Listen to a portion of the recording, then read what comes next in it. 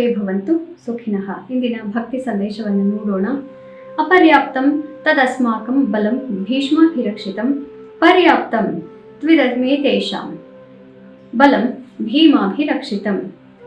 ಈಗ ನಮ್ಮ ಕಡೆ ಏನಿದೆ, ಭೀಷ್ಮ ಇದ್ದಾರೆ. ಭೀಷ್ಮನಂಥ ಮಹಾರಥರು. ಭೀಷ್ಮ ಯಾರ್ಯಾರಿಗೆ ಇರುವಂತಹವ್ರು ಎಲ್ಲ ರಾಜರಿಗೂ ಭೀಷ್ಮ ಅಥವಾ ದ್ರೋಣ ಇವರೇ ವಿದ್ಯೆಯನ್ನ ಹೇಳ್ಕೊಟ್ಟಿರೋದು. ಹೀಗಾಗಿ ಭೀಷ್ಮ ನಮ್ಮನ್ನ ರಕ್ಷಣೆ ಮಾಡ್ತಾ ಇದ್ದಾರೆ. ಅವರ ಕಡೆ ಯಾರಿದ್ದಾರೆ? ಭೀಮ. ನನ್ನನ್ನೇ ಗೆಲ್ಲಲಿಕ್ಕಾಗದೇ ಇರುವಂತಹ ಭೀಮ ಅವರನ್ನು ರಕ್ಷಣೆ ಮಾಡ್ತಾ ಇದ್ದಾನೆ. ಆದ್ದರಿಂದ ಅವರು ಬಹಳ ಪರ್ಯಾಪ್ತವಾದಂತಹ ಅವರ ಸೈನ್ಯ, ನಮ್ಮದು ಅಪರ್ಯಾಪ್ತವಾದಂತಹ ಪರಾಕ್ರಮ. ಆದ್ರಿಂದ ನಮಗೂ ಅವ್ರಿಗೂ ಯಾವುದೇ ಸಾಟಿ ಇಲ್ಲ, ನಾವು ಗೆಲ್ಲೋದು ನಿಖರ ಅಂತ ದುರ್ಯೋಧನ ಭಾವಿಸ್ತಾ ಇದ್ದಾನೆ. ಇಂದು ಶ್ರೀ ವಿಶ್ವಾವಸು ನಾಮ ಸಂವತ್ಸರೆ ಉತ್ತರಾಯಣೆ ವಸಂತ ಋತು ಗ್ರೀಷ್ಮ ಋತು ಆಷಾಢ ಮಾಸೆ ಶುಕ್ಲ ಪಕ್ಷೆ. ಇಂದು ಜುಲೈ 10ನೇ ತಾರೀಕು ಪೌರ್ಣಮಿ ಮತ್ತು ಇಂದು ಪೂರ್ವಾಷಾಢ ನಕ್ಷತ್ರ. ಇಂದು ವ್ಯಾಸ ಪೂರ್ಣಿಮಾ. ಇದನ್ನು ನಾವು ಗುರು ಪೂರ್ಣಿಮಾ ಅಂತ ಕರಿತೀವಿ. ವ್ಯಾಸ ಪೂರ್ಣಿಮಾ ಅನ್ನೋದು ಸಮಂಜಸವಾಗಿರುತ್ತೆ. ಯಾಕೆ ಅಂತಂದರೆ ನಮ್ಮ ಧರ್ಮದ ಅಂಕುರವಾದಂತಹ, ಧರ್ಮಕ್ಕೆ ಮುಖ್ಯವಾದದ್ದು ವೇದಗಳು, ಪುರಾಣಗಳು.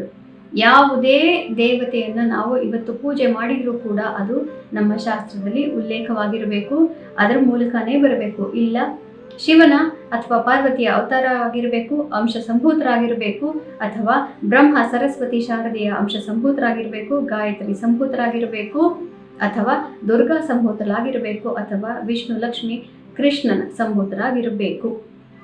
ಹೀಗಾಗಿ ನಮ್ಮ ಧರ್ಮದಲ್ಲಿ ಯಾವುದೇ ಒಂದು ಪೂಜೆ ಅಥವಾ ಯಾವುದೇ ಒಂದು ಕಾರ್ಯವನ್ನು ನಾವು ಮಾಡಿದರೂ ಕೂಡ ಅದಕ್ಕೆ ಮೂಲ ಪುರುಷರು ವೇದವ್ಯಾಸರೇ. ಅದನ್ನು ಹೀಗೆ ಮಾಡಬೇಕು, ನೀವು ಈ ರೀತಿಯಾಗಿ ಭಗವಂತ ಹೀಗೆ ನಮ್ಮಿಂದ ಸೇವೆಯನ್ನು ಸ್ವೀಕರಿಸ್ತಾನೆ ಅನ್ನುವಂತಹ ಒಂದು ಜ್ಞಾನವನ್ನು ನಮಗೆ ಕೊಟ್ಟಿರೋದು ವೇದವ್ಯಾಸರು. ಆದ್ದರಿಂದ ಎಲ್ಲರೂ ಕೂಡ ಇಂದು ವೇದವ್ಯಾಸರನ್ನು ಸ್ಮರಣೆ ಮಾಡಿ ಮತ್ತು ಅವರಿಗೆ ಪುರಾಣದಲ್ಲಿ ಮತ್ತು ನಮ್ಮ ವೇದಗಳಲ್ಲಿ ಹೇಳಿರುವಂತಹ ಜ್ಞಾನ, ಒಂದು ಅನುಷ್ಠಾನ ನಮ್ಮೆಲ್ಲರಲ್ಲೂ ಬರಲಿ ಅಂತ ನೀವು ಮನಸ್ಸ ಅವರನ್ನು ಪ್ರಾರ್ಥನೆ ಮಾಡಿಕೊಳ್ಳಿ. ನಾವು ಕೂಡ ಅದನ್ನು ಮಾಡೋಣ.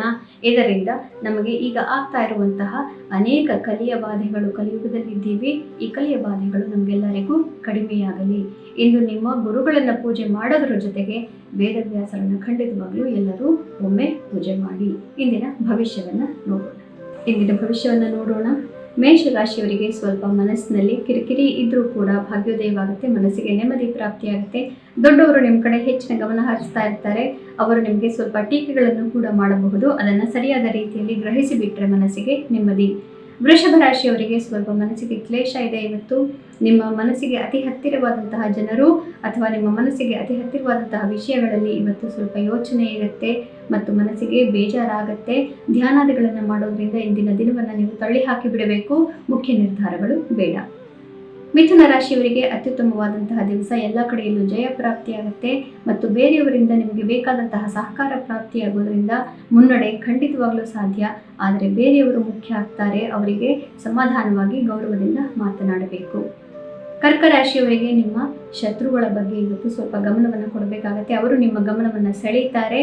ಮುಖ್ಯವಾದಂತಹ ವಿಷಯಗಳಲ್ಲಿ ಇವತ್ತು ಯಾವುದೇ ರೀತಿಯ ದ್ವಂದ್ವ ಬರುವಂತಹ ನಿರ್ಧಾರಗಳನ್ನು ತಗೋಬೇಡಿ, ಕಾಂಟ್ರವರ್ಸಿ ಹುಟ್ಟುಹಾಕೋಬೇಡಿ. ಸಿಂಹರಾಶಿಯವರಿಗೆ ಮಕ್ಕಳ ವಿಚಾರದಲ್ಲಿ ಸ್ವಲ್ಪ ಯೋಚನೆ ಇರಬಹುದು ಮತ್ತು ಯಾರ್ಯಾರು ಕ್ರಿಯೇಟಿವ್ ಫೀಲ್ಡ್ ಅಥವಾ ಆರ್ಟಿಸ್ಟ್, ಫಿಲ್ಮ್ ಫೀಲ್ಡ್ ಇತ್ಯಾದಿ, ಗ್ಲಾಮರ್ ಫೀಲ್ಡ್ ಇತ್ಯಾದಿಗಳಲ್ಲಿ ಇರೋರಿಗೆಲ್ಲರಿಗೂ ಇಂದು ಸ್ವಲ್ಪ ಹೆಚ್ಚಿನ ಕೆಲಸದ ಜವಾಬ್ದಾರಿ ಇರುತ್ತೆ ಮತ್ತು ಟೀಕೆಗಳು ಬರಬಹುದು.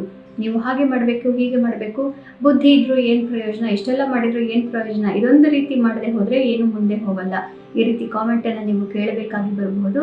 ಅದನ್ನು ಆತ್ಮವಿಶ್ವಾಸದಿಂದ ತೆಗೆದುಕೊಂಡು ಬದಲಾವಣೆಯನ್ನು ಮಾಡಿಕೊಂಡು ಮುಂದೆ ಹೋದರೆ ಯಶಸ್ಸು ನಿಮ್ಮದು. ಕನ್ಯಾ ರಾಶಿಯವರಿಗೆ ಆಸ್ತಿಪಾಸ್ತಿ ವಿಚಾರಗಳಲ್ಲಿ ಅಮ್ಮನ ಆರೋಗ್ಯದ ಬಗ್ಗೆ ಕೂಡ ಇವತ್ತು ಸ್ವಲ್ಪ ಗಮನ ನಿಮ್ಮದು ಸೆಳೆಯುತ್ತೆ. ಆದರೂ ಕೂಡ ಹೇಗೋ ಒಂದು ನಿಭಾಯಿಸ್ಕೊಳ್ತೀರಿ. ತಾಯಿಗೆ ಉತ್ತಮವಾದಂತಹ ಏನೋ ಒಂದು ಪ್ರಶಸ್ತಿ ಅಥವಾ ಹೊಗಳಿಕೆ ಬರುವಂತಹ ಸಾಧ್ಯತೆ ಇವತ್ತು ಜಾಸ್ತಿ ಇರುತ್ತೆ. ತಾಯಿಯ ಸಂತೋಷ ನಿಮ್ಮ ಸಂತೋಷ. ತುಲಾ ರಾಶಿಯವರಿಗೆ ಇವತ್ತು ಉತ್ತಮವಾದಂತಹ ದಿವಸ.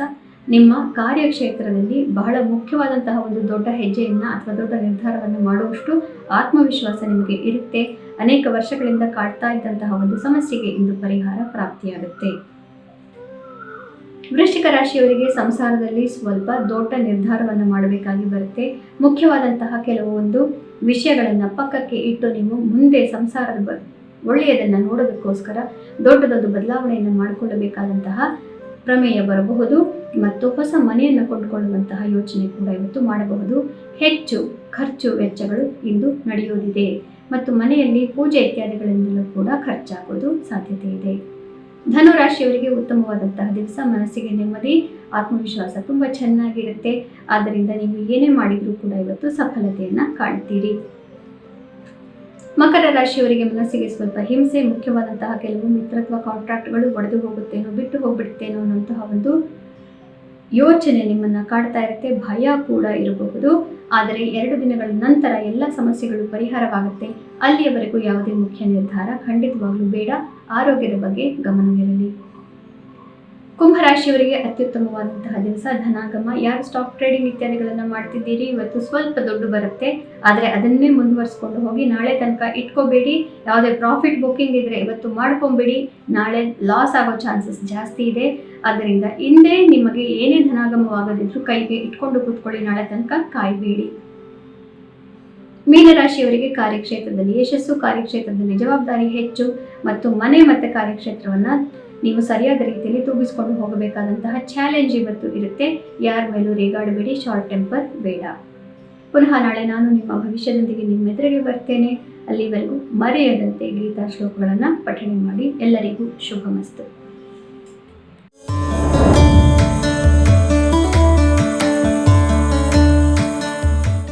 ನಿಮ್ಮ ಕುಟುಂಬಕ್ಕೊಂದು ಪರಿಪೂರ್ಣ ಯೂಟ್ಯೂಬ್ ಚಾನಲ್.